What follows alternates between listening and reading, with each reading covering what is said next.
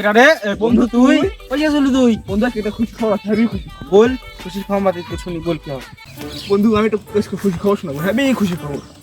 পাগল হয়ে যাবো বন্ধু। হনু পাগল তুই তা বলছিস না বন্ধু তুই পাগল হয়ে যাবি। বলে হনু আমি পাগল তুই আচ্ছা বল। বলবো, হুম আমি আজকে এক কোটি টাকা উড়াইছি বন্ধু। ও শালা দেখা দিন কেকা কি বলে সবগুলো হবে না, আমি যদি দেখাই রাখো বলবো। আচ্ছা ঠিক আছে আচ্ছা আচ্ছা থাম থাম।